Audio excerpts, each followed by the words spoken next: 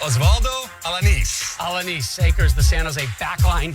Keep your eye on the continued growth of the U.S. international. Jackson, you'll love watching it. Having had 3 days more rest than RSL ahead.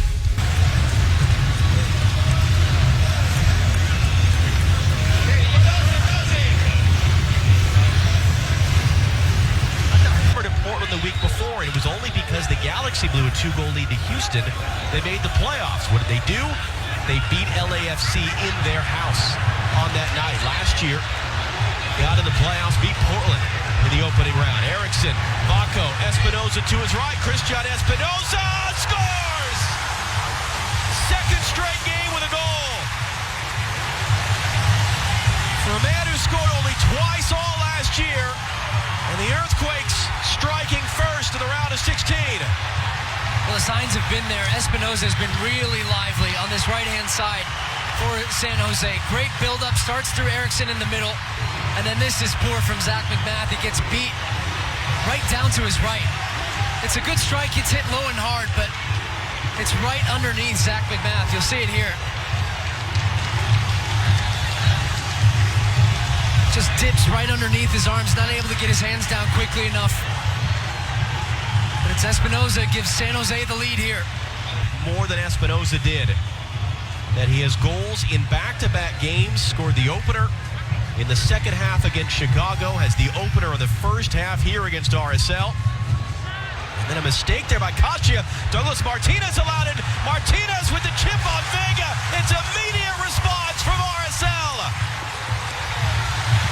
First goal for the first team for Douglas Martínez, their star in USL a year ago. Well, it's almost straight off the kickoff. It's over the top. It's misplayed in the back by San Jose. Martínez gets in. We were talking about those one-against-one matchups that they're looking for. San Jose Earthquakes play a high line. They gamble at times, and Martínez takes advantage here. It's a really cool and composed finish there. Just to chip it over Vega. 17 goals in USL last season. It's his first in MLS, and it's a really great one. Martínez had just 4 goals on his professional resume when he came to Salt Lake City last year. You mentioned this that night. Eriksson now trying to escape into the space. He's got Rios for company. Espinoza on the near side already has a goal. Waiting for Thompson, instead back inside for Rios. Popping it up to himself. Rios holding off his man. It's a save from McMath. Salt Lake's warm-up cones. This in-swinging ball dealt with again at the near post, and that'll be the end of the half. Goals 1 minute, 13 seconds apart, midway through this half. All square at the break. Robin Alexi on the other side. His RSL debut as he joined up in the offseason. If that name sounds familiar, yes, that is it's going to be Magnus Eriksson in what might be his final game for the Earthquakes, but if he can deliver them a win, it certainly won't be. McMath dancing around. Big moment here early in this second half. And it's a goal. McMath got a hand to it, but too much power from Eriksson, and the Earthquakes retake the lead. Yeah, you're right. It was hit really hard by Eriksson, and it's just an awkward enough height that as McMath goes down, you got to look at Tommy Thompson.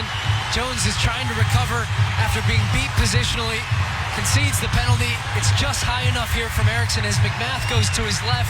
He gets that right hand up, and it's just over his fingertips. Gets a slight touch on it. He's been really good tonight for the Quakes, and they're back in front. It's almost 70% now of the duels so far tonight, but it's in now for Damir Kreilach, who found space, and Kreilach a save from Vega. And Luis Douglas Martínez that come out to this right-hand side. Kreilach, who found himself through the middle in space. Alanis. Their NPSL team, 4th division. Tampa Bay Rowdies at one point in 2018. Second year now as the starter for the Earthquakes. The second life for his career. Espinoza charging inside. Ewell in the middle. All the way across for Vako. Vako looking to cut it back on Herrera. Now unawares there with a quickly taken shot. That's his 3rd save tonight. Oh, his his goal's open. Intercepted. Vako trying to beat him. Didn't look likely to do so. Blocked by Silva anyway. Vako wins it back. Vaco rolled in. Andy Rios trying to keep himself onside. Cutting it back for Vaco. 3-1 San Jose. Disaster at the back for RSL. They're hoping something in the video can maybe take that goal away. But the Quakes in control at the hour mark. Well, we'll see if this is offside as the Quakes win this one back. Marcelo Silva seems to think it is. It looks to me like he's going to be onside, but this starts with a throw out from Zach McMath. He gets caught in two minds. Let's see. Does he step in time? Oh boy, I think his clear foot, and obvious? I think his foot is keeping him on. That is tight. But great awareness here from Rios as he cuts this one back and Vaco rolls it in. But as I was saying, Zach McMath has the ball. He just rolls it straight to Vaco and puts them right back under pressure. Absolutely no need to do that. And then they get the talked about, John, was when Herrera on this right-hand side had been active. He'd been putting dangerous crosses into the box. Can Justin Merrim with a little energy bring this game and bring this team back into it? Kreilach from Silva got it away and score. There you go. 15 minutes left. 1 goal away out of really nothing. Damir Kreilach's second goal of the tournament. And it's 3-2. Oh, this is poor from a San Jose perspective. Marcelo Silva just walks this ball up the field.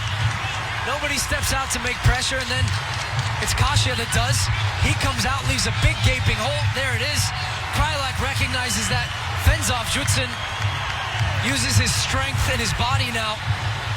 It ran into that space, and there it is. Left-footed finish. Vega can't do anything about it. Now we're talking.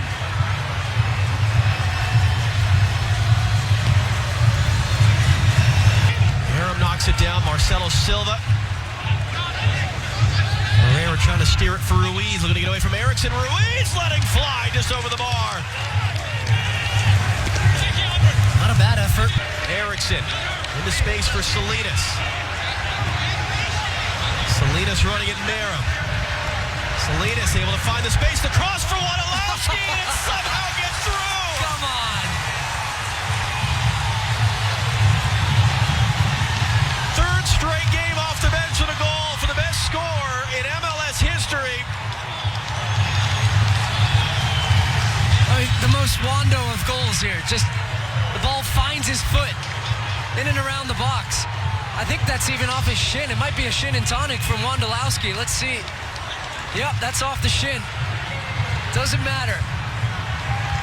Makes himself and his presence known in and around the box. Near post run. There you go. Well, when you're Chris Wondolowski, you score goals that way. 161 in the regular season. This is not technically a regular season game. Let's let it go. Well, 6 goals. Pretty good for 88 minutes, and we're hoping. And a substitution coming, 5th and final one tonight. Not even a question about it. McMath got a good hand on Eriksson's penalty early in this second half. 6 for 6, you said? McMath going to his left that time. 6 for 6 with San Jose for Magnus Eriksson. 7 went the same way.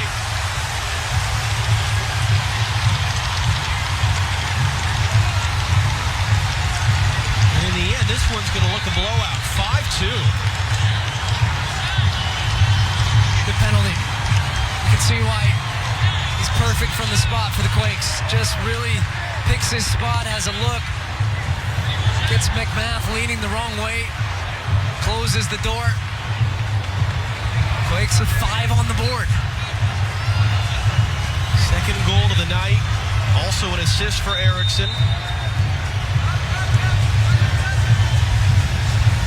We'll see whatever seconds are left on the watch referee Drew Fisher, but this is going to be, it's already a confident San Jose team. We got that from our penalties tonight. And we still got a fun one coming up between Seattle and LAFC. That was a fun appetizer. Main course got to live up now. 7 goals in that one. Let's hand you back to Rob and Alexi at the desk as it finishes. San Jose Earthquakes 5, Real Salt Lake 2. And guys, you watch these images, you think you're not quite done with the appetizer that was San Jose Real Salt Lake. Some fireworks at the end. Now 11 goals scored here at the MLS's back tournament for San Jose. They become the 5th team to punch their ticket to the quarter.